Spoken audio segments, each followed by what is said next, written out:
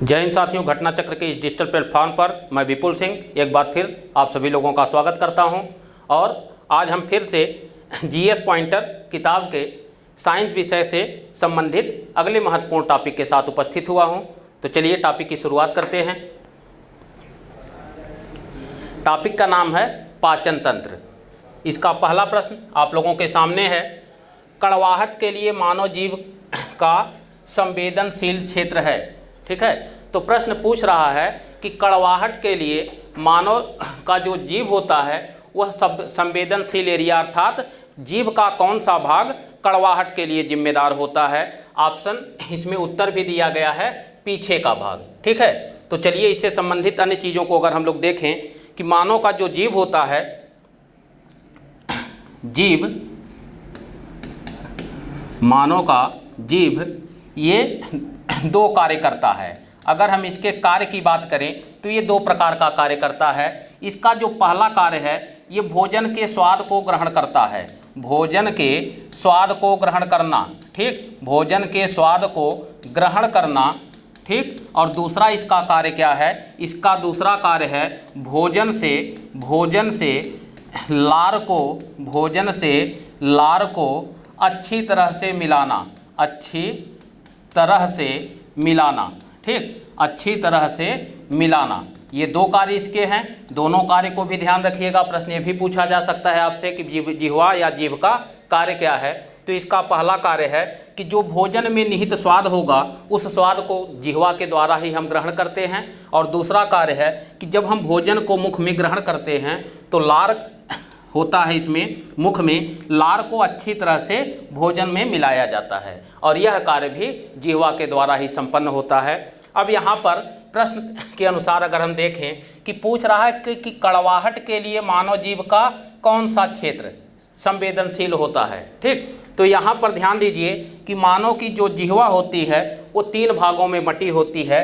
इसको हम कहते हैं जिह्वा का अग्रभाग, ठीक, जिह्वा का अग्रभाग इसे कहा जाता है अर्थात आगे का भाग। इसे कहा जाता है पीछे का भाग या कंठ भाग, इसे कहा जाता है पीछे का भाग, ठीक, भाग या कंठ भाग, इसी को हम कहते हैं कंठ भाग। और यह होता है पार्श्व भाग, इसे हम कहते हैं पार्श्व भाग, ठीक, पार्श्व भाग। तो यहाँ से जो जिह्वा का आगे का भाग होता है उससे हम मीठे का स्वाद ग्रहण करते हैं, मीठे का स्वाद ग्रहण करते हैं। ठीक, जैसे अगर कोई भोजन ले रहे हैं और उसमें मीठा है, जैसे चाय हुआ, चीनी हुआ, मिठाई हुई, तो उससे जो मीठेपन का स्वाद मिलता है वो वास्तव में जिह्वा के इसी अग्रभाग से मिलता है। ठीक, और अगर हमारे भोजन में कहीं पर तीखापन हो या कड़वाहट हो तो तीखेपन के लिए तीखे का स्वाद या कड़वे का स्वाद, तीखे का स्वाद या कड़वे का स्वाद, ये हमको कहाँ से मिलता है? जिह्वा के पीछे के भाग से मिलता है। ठीक, और जो पार्श्व भाग होता है, बगल का भाग होता है, उससे हम क्या ग्रहण करते हैं? इससे हमको मिलता है खट्टे का स्वाद, ठीक। तो तीनों प्रश्न को आप लोग नोट कर लीजिए कि हो सकता है अगले किसी परीक्षा में ये पूछ ले कि पार्श्व भाग से किस स्वाद को ग्रहण करते हैं अथवा खट्टे के स्वाद का ग्रहण किस भाग से किया जाता है। ठीक है, पीछे के भाग से तो आज पूछ लिया है कड़वे का स्वाद, हो सकता है तीखे का भी स्वाद पूछ ले या मीठे का स्वाद पूछ ले। तो मीठे का स्वाद पूछेगा तो अग्रभाग लगाएंगे, खट्टे का स्वाद पूछेगा तो पार्श्व भाग लगाएंगे, और कड़वे या तीखे का स्वाद पूछेगा तो पीछे का अथवा कंठ भाग लगाएंगे। ठीक है, दूसरी चीज़ यहाँ पर कुछ चीज़ों को और हम बता दें कि भोजन से लार को मिलाने का कार्य भी जिह्वा के द्वारा ही किया जाता है। तो एक प्रश्न आप लोग ध्यान रखिएगा, ये पूछा भी गया प्रश्न है कि मनुष्य में, चलिए इसको हम लोग डिलीट कर देते हैं। हमने आपको अभी अभी बताया कि भोजन से लार को अच्छी तरह से मिलाने का कार्य ये भी हमारी जिह्वा के द्वारा किया जाता है। ठीक, अब यहाँ से देखिए कि मुख में जब हम भोजन को ग्रहण करते हैं भोजन को कहाँ से ग्रहण करते हैं? मुख में। ठीक, तो इसका मतलब है कि पाचन क्रिया का प्रारंभ कहाँ से होगा? मुख से होता है। ठीक, यहीं से पाचन क्रिया का प्रारंभ होता है। पाचन क्रिया का प्रारंभ, ठीक, क्रिया का प्रारंभ होता है। ठीक, इसमें जब पाचन क्रिया का प्रारंभ यहाँ से होगा तो मुख में कौन कौन से ऐसे अंग हैं जो पाचन क्रिया के लिए सहायक होते हैं? तो इसमें पहला है जीभ। ठीक, पहला है जीभ, जिसके विषय में हमने आपको बताया कि दो कार्य है, एक तो भोजन में निहित स्वाद को ग्रहण करना और दूसरा भोजन से लार को अच्छी तरह से मिलाना। दूसरा इसमें पाया जाता है दांत। ठीक, दांत पाए जाते हैं, तो दांतों का कार्य भी पूछा जाता है। तो इसमें दांत से संबंधित कुछ महत्वपूर्ण चीज़ों को हम आपको बता दें कि जो मुख में दांत होते हैं वो निम्नलिखित प्रकार के होते हैं। पहला दांत होता है, इसे हम कहते हैं कृदंत दांत। कृदंत दांत, जिसे इंसीजर्स भी कहा जाता है। ठीक, दूसरा होता है रदनक दांत। रदनक दांत, इसे हम कैनाइन के नाम से भी जानते हैं। तीसरा है अग्रचवर्णक। अग्रचवर्णक, ठीक, इसे कहते हैं अग्रचवर्णक, इसे हम प्रीमोलर के नाम से जानते हैं। और अगला है चवर्णक। ठीक, चवर्णक, इसे हम मोलर के नाम से जानते हैं। तो ये चार प्रकार के दांत होते हैं। अब इसमें देखिए, जो कृदंत दांत होता है, इसका अगर हम कार्य की दृष्टि से देखें कि कृदंत दांत का कार्य क्या होता है, या रदनक का कार्य क्या होता है, या अग्रचवर्णक और चवर्णक का कार्य क्या होता है, तो कृदंत दांत भोजन को काटने का कार्य करता है। भोजन को काटने का कार्य करता है। ठीक, काटने का कार्य करता है। ठीक, इसका मतलब कि मान लीजिए हम बिस्किट खा रहे हैं तो पहले उसको काटते हैं। ठीक, तो काटने का कार्य हम कृदंत दांत अर्थात इंसीजर्स के द्वारा संपन्न करते हैं। रदनक, इसे कैनाइन कहते हैं, ये क्या करता है? इसका कार्य है भोजन को फाड़ना या चीरना। भोजन को फाड़ना या चीरना। भोजन को फाड़ना या चीरना। ठीक, जैसे हमको गन्ने को चूसना है, तो गन्ने को चूसने के लिए क्या करते हैं? पहले गन्ने को हम फाड़ने का कार्य करते हैं, और गन्ने को फाड़ने के लिए जो दांत जिम्मेदार होता है उसे हम रदनक या कैनाइन कहते हैं। यहाँ अग्रचवर्णक और चवर्णक, इन दोनों का कार्य अर्थात प्रीमोलर, इसे हम कहते हैं प्रीमोलर। ठीक, प्रीमोलर, और इसे कहा जाता है मोलर। ठीक, तो प्रीमोलर और मोलर ये क्या करते हैं? इनका कार्य है भोजन को चबाना या पीसना। भोजन को चबाना या पीसना। ठीक, तो भोजन को चबाने या पीसने का कार्य कौन करता है? ये करता है हमारा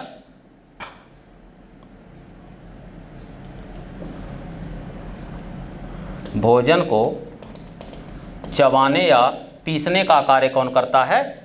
ये अग्रचवर्णक और चवर्णक मिलकर करते हैं। अब अगर इन दांतों का हमको सूत्र देखना हो कि दांत जो है इनकी संख्या कितनी होती है, तो दांतों का सूत्र याद रखिएगा, ICPM बराबर 21 23। ठीक, ये दांतों का सूत्र है।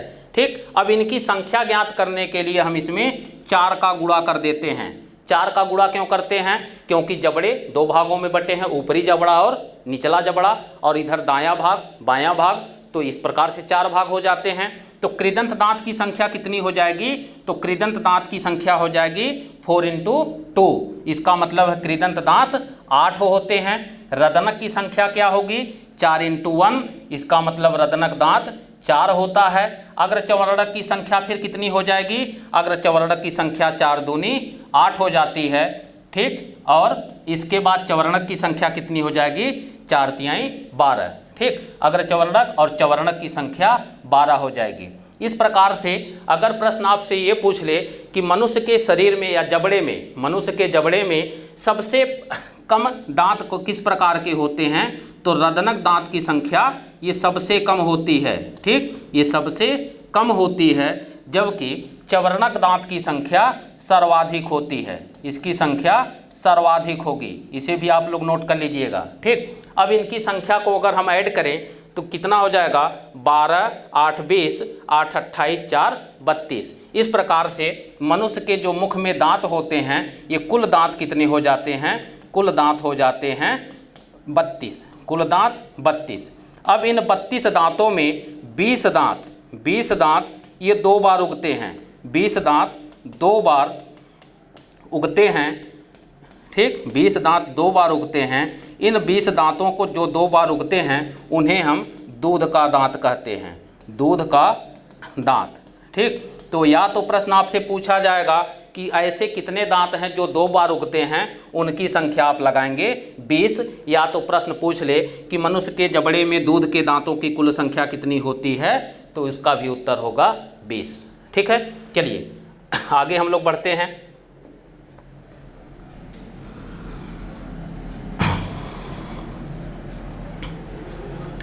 अगला प्रश्न है कि मानव शरीर में पाचन का अधिकांश भाग संपन्न होता है, ठीक। मानव शरीर में पाचन के अधिकांश भाग कहाँ पर संपन्न होते हैं, उसका उत्तर लिखा गया है छोटी आंत में, ठीक। इसका उत्तर आपके सामने है छोटी आंत में। तो चलिए इसके विषय में कुछ चीज़ों को और हम बता दें आपको कि मनुष्य में जो भोजन का प्रारंभ होता है, भोजन का प्रारंभ ये मुख से होता है, ठीक। यहाँ से भोजन का प्रारंभ होगा, भोजन का प्रारंभ होगा, ठीक।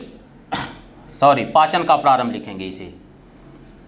यहाँ से पाचन क्रिया का प्रारंभ, पाचन क्रिया का प्रारंभ होता है, पाचन क्रिया का प्रारंभ होता है। ये भी प्रश्न आपसे पूछा जा सकता है कि पाचन क्रिया का प्रारंभ कहाँ से होगा, मुख से होगा।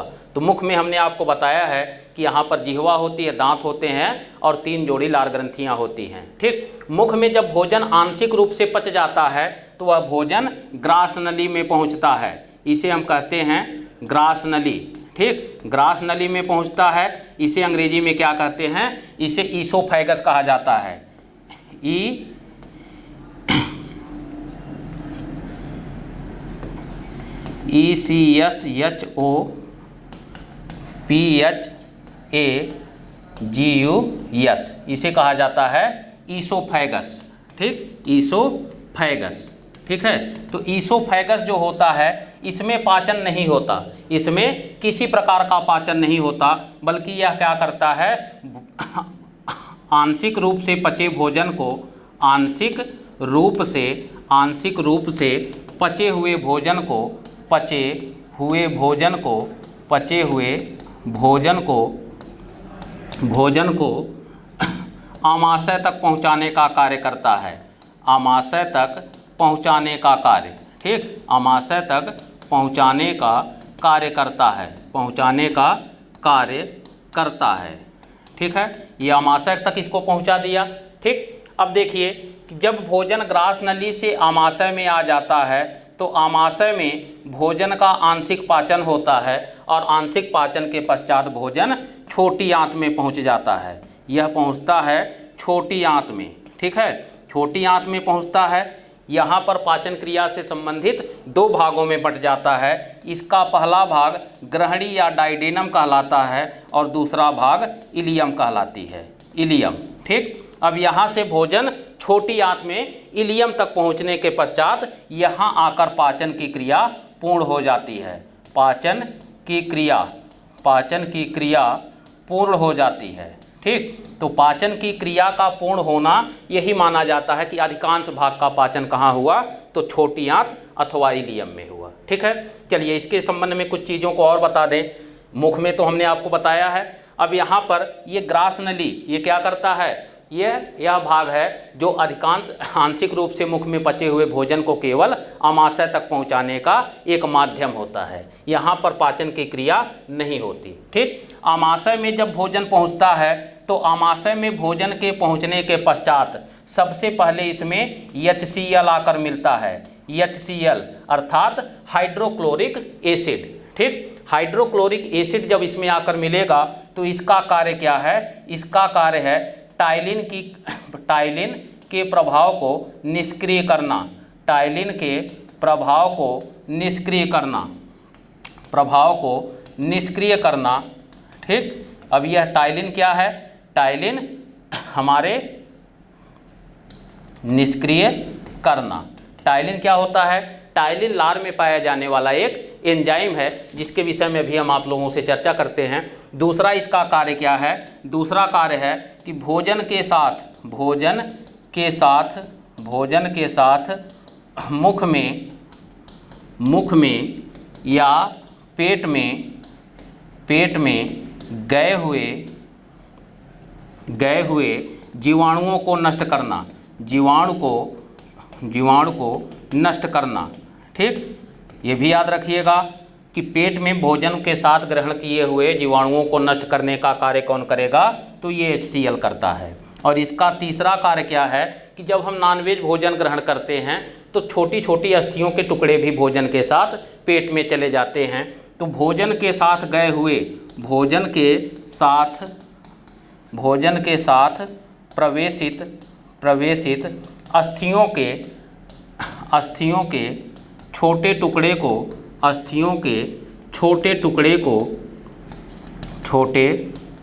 को पचाने का कार्य करता है। ठीक, पचाने का कार्य करता है। ठीक है, ये पचाता है यही।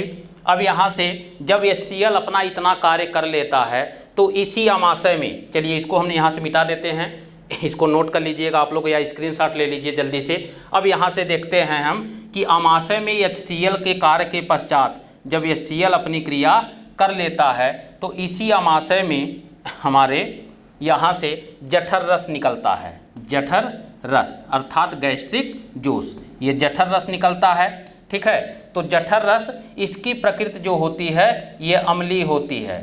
ठीक, अम्लीय प्रकृति की होती है। अब यह अम्लीय प्रकृति के होने के कारण इसमें देखिए कुल 3 प्रकार के एंजाइम होते हैं। 3 प्रकार के एंजाइम होते हैं। अब ये 3 प्रकार के एंजाइम में पहला एंजाइम है पेप्सिन एंजाइम है। ठीक, दूसरा है रेनिन है और तीसरा म्यूसिन है। ठीक, म्यूसिन है। तो यहाँ पर देखिए पेप्सिन क्या कार्य करता है, तो पेप्सिन भोजन के प्रोटीन वाले अंश प्रोटीन को पचाकर पेप्टोन में बदल देता है। ठीक, ये बदल देगा पेप्टोन में। रेनिन क्या करता है, ये दूध के केसिन प्रोटीन को पचाता है। ठीक, केसिन प्रोटीन को पचाता है। ध्यान रखिएगा, दूध में 2 भाग होते हैं, एक प्रोटीन होता है, कार्बोहाइड्रेट। ठीक, तो यह केवल दूध के केसिन प्रोटीन को ही पचाता है। ठीक, और म्यूसिन क्या करता है, ये अमाशय की दीवारों पर रक्षात्मक आवरण बनाता है और इसी के प्रभाव स्वरूप अमाशय की दीवारों पर एंजाइमों का कोई दुष्प्रभाव नहीं पड़ता। ठीक, क्यों? क्योंकि अगर पेप्सिन यहाँ पर निकल रहा है और वो प्रोटीन को पचाता है तो मांस में भी प्रोटीन के अंश होते हैं, तो और हमारा अमाशय पूरी तरह से मांसपेशियों का बना है, तो अमाशय को भी पच जाना चाहिए था। लेकिन अमाशय क्यों नहीं पचता? क्योंकि म्यूसिन नामक एक एंजाइम जठर रस या गैस्ट्रिक जूस में पाया जाता है जो अमाशय की दीवारों पर रक्षात्मक आवरण बनाता है, जिसके कारण एंजाइमों का दुष्प्रभाव अमाशय की दीवारों पर नहीं पड़ता। ठीक है, तो चलिए इसके विषय में अब यहाँ से जब अमाशय में इतनी क्रिया हो जाती है तो अमाशय से भोजन छोटी आंत में अर्थात सबसे पहले ग्रहणी में पहुंचता है। ठीक, अब जब ग्रहणी में भोजन पहुंचता है तो इसके विषय में देखिए, ग्रहणी में भोजन के पहुंचने के पश्चात क्या होता है। ग्रहणी में जब भोजन पहुंचेगा तो इसी में हमारे यकृत में निर्मित होने वाला और पित्ताशय में संचित रहने वाला, यहाँ पर देखिए यकृत में निर्मित और पित्ताशय में संचित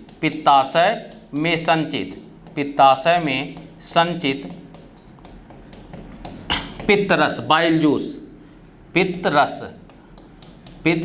रस ये निकलता है ग्रहणी में आता है। ठीक, अर्थात ये प्रश्न अगर पूछा जाए कि पित्त रस का निर्माण कहाँ होता है तो यकृत या लीवर में होता है और ये संचित कहाँ रहता है तो पित्ताशय में रहता है। ठीक, अब पित्ताशय से ये निकलेगा और ग्रहणी में आ जाता है। ठीक, तो पित्त रस का कार्य क्या है, तो पित्त रस करता क्या है, पित्त रस का कार्य पूछा जाएगा।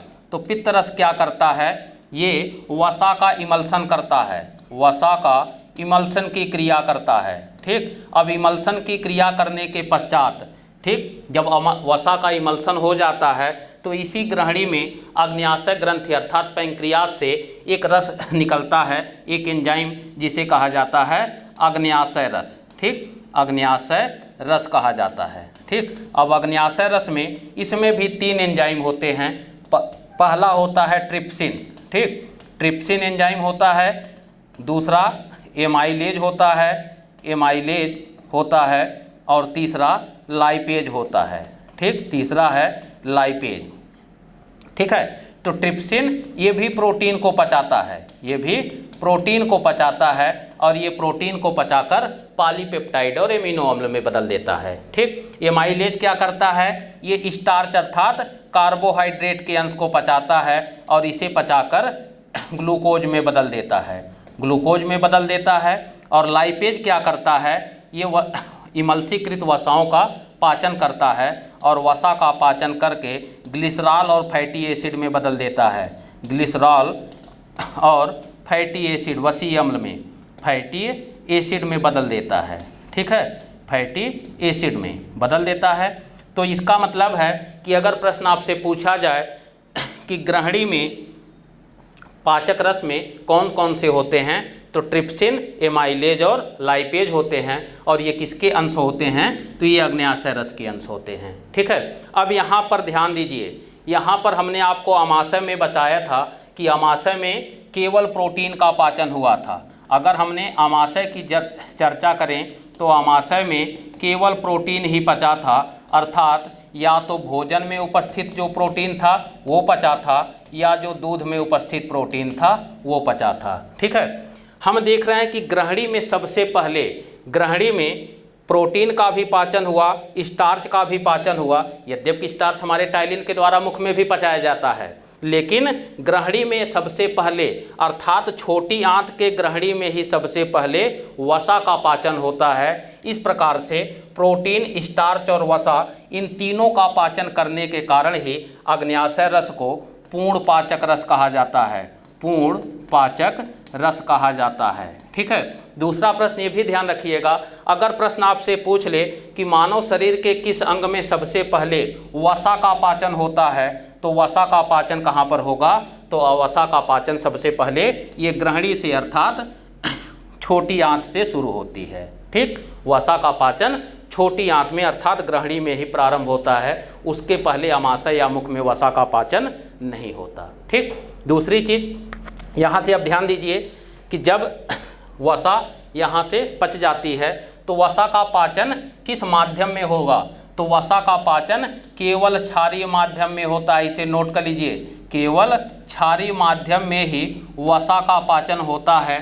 ठीक, और यहाँ पर जो पित्त रस का माध्यम होता है, पित्त रस इसका माध्यम, ये भी इसकी प्रकृति क्या होती है, ये क्षारीय प्रकृति की ही होती है, क्षारीय प्रकृति की। पित्त रस का प्रकृति अगर पूछा जाए तो क्षारीय, और वसा का पाचन किस माध्यम में होगा, तो इसका उत्तर भी होगा केवल क्षारीय माध्यम में। ठीक, चलिए अब यहाँ से जब वसा का मतलब प्रोटीन, एमाइलेज और लाइपेज ये तीनों प्रोटीन, स्टार्च और वसा का पाचन कर लेते हैं तो ग्रहणी से भोजन इलियम में पहुँच जाता है। ठीक, अब इलियम में जब भोजन पहुँचता है तो इलियम में यहाँ पर देखिए निकलता है इरेप्सिन, इरेप्सिन निकलता है। इरेप्सिन भी प्रोटीन को पचाता है और प्रोटीन को पचाकर अंतिम रूप से एमिनो अम्ल में बदल देता है, एमिनो अम्ल में बदलेगा। यहाँ से भी लाइपेज निकलता है और लाइपेज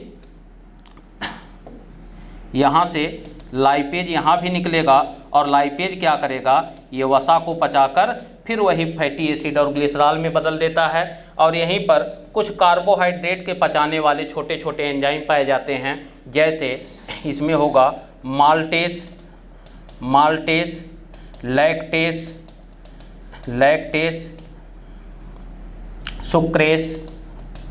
सुक्रेस, ये सब कार्बोहाइड्रेट को पचाने वाले एंजाइम हैं। ठीक, कार्बोहाइड्रेट को पचाने वाले एंजाइम हैं जो हमारे इलियम में स्रावित होते हैं। ठीक, इतने प्रश्न आप लोग जानिए। तो इस प्रकार से अगर देखें तो इरेप्सिन जो है ये प्रोटीन को पचाकर एमिनो अम्ल में बदला। इसका मतलब है कि एमिनो अम्ल का होने का तात्पर्य क्या है कि प्रोटीन का जो सबसे छोटा खंड होता है, प्रोटीन की सबसे छोटी इकाई, ये क्या होता है, एमिनो अम्ल ही होता है। इस प्रकार से अगर हम देखें तो एमिनो अम्ल का निर्माण कहाँ हुआ अंतिम रूप से, तो ये इलियम में ही हुआ, अर्थात छोटी आंत में हुआ। इसीलिए कहा गया है, ये प्रश्न है कि मानव शरीर में पाचन का अधिकांश भाग कहाँ संपन्न होगा, तो छोटी आंत में ही होता है, क्योंकि यहाँ पर देखिए वसा का भी पाचन हुआ, जबकि इसके पहले केवल प्रोटीन और स्टार्च को ही पचाया गया था। यहाँ पर वसा का अंतिम रूप से पाचन, प्रोटीन का अंतिम रूप से पाचन और कार्बोहाइड्रेट का अंतिम रूप से पाचन होने के कारण ही इसको हम पूर्ण पाचक रस कहते हैं। और सबसे महत्वपूर्ण चीज़ कि भोजन का पाचन अंतिम रूप से कहाँ होता है, तो छोटी आंत में होता है। ठीक है, चलिए अगले प्रश्न की ओर हम लोग बढ़ते हैं।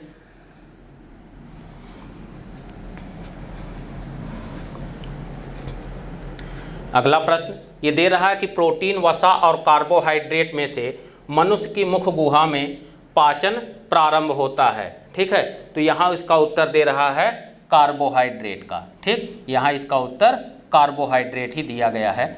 तो चलिए इसके विषय में फिर से कुछ चीज़ों पर चर्चा कर लेते हैं कि पूछ रहा है कि प्रोटीन, वसा और कार्बोहाइड्रेट में मनुष्य की मुख गुहा में किसका पाचन होता है, तो कार्बोहाइड्रेट का पाचन होता है। ठीक है, तो मुख के विषय में कुछ चीज़ आप वहाँ पर नहीं बताया था, हमने कहा था कभी चर्चा करेंगे। तो देखिए मुख में जिह्वा पाई जाती है, जिह्वा के अलावा दांत पाए जाते हैं, जिनके विषय में हम लोगों ने पूरा पढ़ा। अब मुख में ही 3 जोड़ी लार ग्रंथियाँ पाई जाती हैं, 3 जोड़ी लार ग्रंथियाँ। ठीक, 3 जोड़ी लार ग्रंथियाँ भी पाई जाती हैं। अब इसके विषय में ध्यान रखिए, 3 जोड़ी होने का मतलब कुल संख्या अगर पूछे तो कुल संख्या कितना लगाएंगे, कुल संख्या हो जाएगा 6। ठीक, कुल संख्या 6 है, क्योंकि ये पेयर में 3 की बात कर रहा है। तो एक प्रश्न तो यही होगा कि हमारे मुख गुहा में लार ग्रंथियों की कुल संख्या तो 3 जोड़ी या 6 होती है। अब इन लार ग्रंथियों से जो लार निकलते हैं उसमें 2 प्रकार के एंजाइम होते हैं, उसमें 2 प्रकार के एंजाइम होते हैं। पहला एंजाइम हमारा है टाइलिन, पहला एंजाइम है टाइलिन और दूसरा एंजाइम क्या है, लाइसोजाइम है, दूसरा एंजाइम लाइसोजाइम। ठीक, तो टाइलिन क्या करता है, ये टाइलिन भोजन में निहित जो स्टार्च का अंश होता है, ये क्या करता है, स्टार्च। और स्टार्च क्या है, ये कार्बोहाइड्रेट का पॉलीसेकेराइड है, ये होता है कार्बोहाइड्रेट का पॉलीसेकेराइड। ठीक, पॉलीसेकेराइड होता है, पॉलीसेकेराइड। ठीक, तो पॉलीसेकेराइड है, इसका मतलब स्टार्च एक प्रकार का कार्बोहाइड्रेट है और ये स्टार्च को पचाकर क्या कर देता है, माल्टोज में बदल देता है। ये स्टार्च को पचाकर माल्टोज में बदलेगा। अब जब इलियम में हमने कार्बोहाइड्रेट को पचाने वाले छोटे छोटे एंजाइमों की बात किया था, तो उसी में हमने आपको सुक्रेस माल्टेस का चर्चा किया था, माल्टेस। ठीक, यहाँ पर ध्यान दीजिए, माल्टेस। अब यह माल्टेस क्या करेगा, यह माल्टेस इस माल्टोज को अंतिम रूप से पचाकर ग्लूकोज में बदल देता है, यह अंतिम रूप से ग्लूकोज में बदल देता है। तो यहाँ पर ध्यान दीजिए कि मुख गुहा में केवल हम देख रहे हैं एक एंजाइम है जो स्टार्च को पचाता है, अर्थात कार्बोहाइड्रेट को पचाता है, जबकि लाइसोजाइम ये क्या करता है, लाइसोजाइम भोजन के साथ मुख गुहा में प्रवेश हुए जीवाणुओं को नष्ट करने का कार्य करता है, जीवाणु को नष्ट करने का कार्य करता है, नष्ट करने का कार्य करता है, कार्य करता है। ठीक है, तो यहाँ ध्यान दीजिए कि 2 ही एंजाइमों के विषय में हमने जिक्र किया, एक टाइलिन और एक लाइसोजाइम। तो लाइसोजाइम तो कोई पाचन नहीं कर रहा है, केवल जीवाणुओं को नष्ट करने का कार्य कर रहा है, जबकि टाइलिन स्टार्च को अर्थात कार्बोहाइड्रेट को पचाने का कार्य कर रहा है। इसका मतलब है कि हमारे मुख गुहा में केवल कार्बोहाइड्रेट अर्थात स्टार्च का ही पाचन होता है, न प्रोटीन का पाचन होता है और ना ही वसा का पाचन होता है। ठीक, तो एक प्रश्न आपसे ये तो पूछ लिया गया। अब अगर प्रश्न पूछे कि अमाशय में किसका पाचन नहीं होता, तो अभी हमने जिक्र किया है कि अमाशय में केवल प्रोटीन का अंश ही पचता है, अर्थात अमाशय में अगर हम बात अमाशय की यहाँ पर करें प्रश्न में कि अमाशय में किसका पाचन नहीं होगा, तो अमाशय में न तो वसा का पाचन होता है और ना ही कार्बोहाइड्रेट का पाचन होता है, इन दोनों का पाचन अमाशय में नहीं होता। तो अगर यहीं पर प्रश्न के रूप में पूछ ले कि मुख गुहा की जगह यहीं प्रश्न में अमाशय डाल देता, यहाँ पर इस शब्द के स्थान पर अमाशय लिख दिया होता, तो आमाशय लिखने के कारण इसका उत्तर भी चेंज हो जाता है। अब यहाँ पर कार्बोहाइड्रेट न लिखकर हम लोग क्या लिखते, यहाँ पर हम लिखते केवल प्रोटीन का पाचन होता है। ठीक है, केवल प्रोटीन का पाचन होता है आमाशय में। क्लियर हुआ ये चीज़। अब यहाँ से ध्यान दीजिए, हमने अभी आपको पढ़ाते समय बताया था कि आमाशय में HCl अंश अम्ल निकलता है। HCl भी जीवाणुओं को नष्ट करने का कार्य करता है, जबकि मुख में लाइसोजाइम भी जीवाणुओं को नष्ट करने का कार्य कर रहा है। तो अगर प्रश्न आपसे पूछ ले कि यहाँ पर कि मुख गुहा में जीवाणुओं को नष्ट करने का कार्य किसके द्वारा किया जाता है, तो ये लाइसोजाइम के द्वारा किया जाता है। जबकि अगर प्रश्न के रूप में पूछ ले कि पेट में या आमाशय में जीवाणुओं को नष्ट करने का कार्य कौन करता है, तो ये HCl के द्वारा किया जाता है। ठीक है, दोनों प्रश्न की प्रकृति नेचर अलग अलग है, तो दोनों प्रश्न को अलग अलग आप लोग नोट कर लीजिए। बात अगर करें कि पेट में या आमाशय में जीवाणुओं को नष्ट करने का कार्य, तो HCl लगाएंगे, और मुख गुहा में जीवाणुओं को नष्ट करने का कार्य तब लाइसोजाइम लगाएंगे। क्लियर हुआ दोनों प्रश्न। अब यहाँ पर हमने टाइलिन के विषय में HCl के विषय में बताया था कि HCl टाइलिन के प्रभाव को निष्क्रिय करता है। टाइलिन के प्रभाव को निष्क्रिय करता है। तो क्यों निष्क्रिय किया, अब आपको समझ में आया कि टाइलिन, चूँकि टाइलिन पचाता है कार्बोहाइड्रेट को, और हमारे आमाशय में कार्बोहाइड्रेट का पाचन नहीं होता, इसलिए टाइलिन की वहाँ पर कोई उपयोगिता नहीं है। इसीलिए HCl सबसे पहले टाइलिन को न्यूट्रल कर देता है कि आपका कोई उपयोगिता आपकी यहाँ पर नहीं है, इसलिए आपकी ज़रूरत नहीं है। ठीक है, इसीलिए ज़रूरत के अनुसार इसको न्यूट्रल कर देता है, और बाकी जो जठर रस हैं, गैस्ट्रिक जूस, वो अपना कार्य सुचारू ढंग से कर सकें। ठीक है, चलिए अगली तरफ बढ़ते हैं।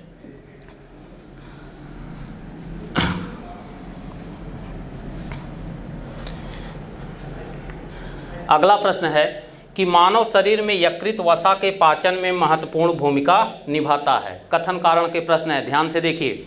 कह रहा है कि मानव शरीर में यकृत वसा के पाचन में महत्वपूर्ण भूमिका निभाता है, और कारण दिया गया है आर कि यकृत दो महत्वपूर्ण वसा पाचक एंजाइम उत्पन्न करता है। इसका सही उत्तर भी आपके सामने है कि ए सही है, किंतु आर गलत है। ठीक, यह आर जो है ये पूरी तरह से गलत है। तो अभी हमने इस पर चर्चा किया है, अब यहाँ पर फिर से एक बार चर्चा कर रहा हूँ, और आप लोग ध्यान से देखिए। हमने आपको बताया कि यकृत जो होता है, यकृत के जो कार्य हैं उसमें एक महत्वपूर्ण कार्य क्या है, पित्त रस का निर्माण करना, पित्त रस का निर्माण करना। ठीक, पित्त रस का निर्माण करना। तो अगर ये पित्त रस का निर्माण कर रहा है, तो पित्त रस के निर्माण करने के कारण तो पित्त रस के निर्माण करने के कारण वसा के पाचन में तो भूमिका निर्वहन कर रहा है। क्यों? क्योंकि जो पित्त रस है ये जब तक वसा का इमल्सन नहीं करेगा, वसा का इमल्सन, ठीक, वसा का इमल्सन नहीं करेगा, इमल्सन करता है, तो जब तक वसा का इमल्सन नहीं होगा, इमल्सन के अभाव में लाइपेज ये वसा का पाचन नहीं कर सकता, वसा का पाचन नहीं कर सकता। ठीक, पाचन नहीं करता, ठीक, नहीं करता है। क्यों? क्योंकि वसा का इमल्सन नहीं हुआ है। अगर पित्त रस नहीं निकलेगा, तो इस प्रकार से अगर हम देखें तो पित्त रस निकलता है यकृत के द्वारा, और लाइपेज ये निकलेगा अग्न्याशय रस के द्वारा, अग्न्याशय ग्रंथि के द्वारा। ठीक, अग्न्याशय ग्रंथि, पैंक्रियाज ग्लैंड, ठीक, अग्न्याशय ग्रंथि से। ठीक, और यही लाइपेज वसा का पाचन कर रहा है। इसका मतलब है कि अगर हम कथन एक पर ध्यान दें तो कथन एक तो सही है, क्योंकि वसा के पाचन में भूमिका निभाता है, और किस रूप में, पित्त रस को स्रावित करके, जो कि वसा का इमल्सन करता है। तो वसा के इमल्सन के लिए पित्त रस को स्रावित करके यकृत वसा के पाचन में तो भूमिका का निर्वहन कर रहा है, लेकिन यकृत से कोई ऐसा एंजाइम नहीं निकल रहा है जो वसा को पचाता हो। ऐसा एंजाइम अग्न्याशय ग्रंथ से निकलता है, जो कि लाइपेज के नाम से जाना जाता है। इस प्रकार से यकृत से कोई एंजाइम नहीं निकलता, इसलिए यह कथन कारण जो है गलत होगा, जबकि वसा के पाचन में भूमिका का निर्वहन कर रहा है। कैसे? पित्त रस का निर्माण करके। इस प्रकार से कथन सही है और कारण गलत है। ठीक है, तो ध्यान रखिएगा।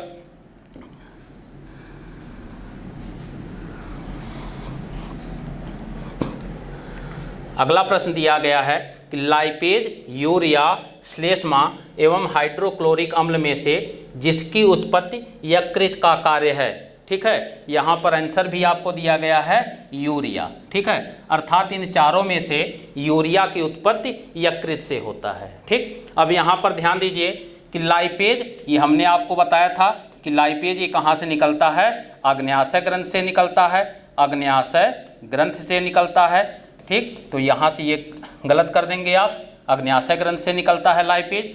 ठीक, अब यहाँ पर हाइड्रोक्लोरिक अम्ल, ये हमने आपको बताया था कि हमारे आमाशय से निकलता है, आमाशय से। ठीक, ये भी गलत हो जाएगा।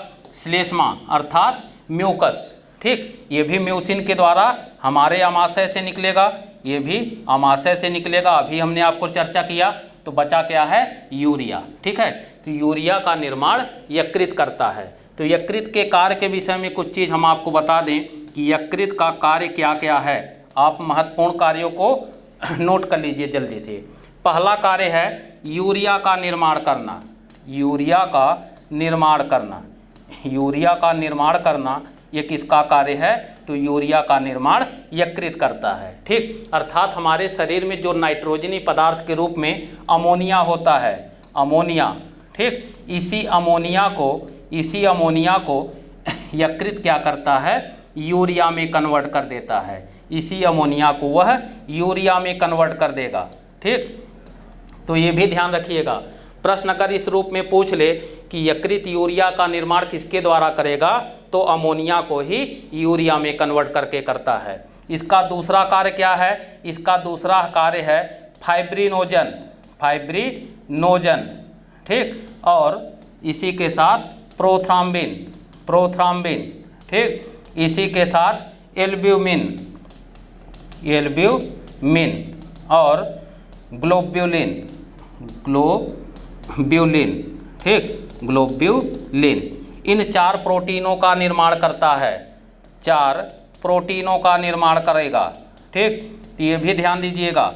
कल के क्लास में हमने आपको बताया था, कल के वीडियो में, कि फाइब्रिनोजन और प्रोथ्राम्बिन, एल्ब्यूमिन और ग्लोब्यूलिन, ये 4 प्रोटीन घुले रहते हैं रक्त के प्लाज्मा में, रक्त के प्लाज्मा में पाए जाते हैं।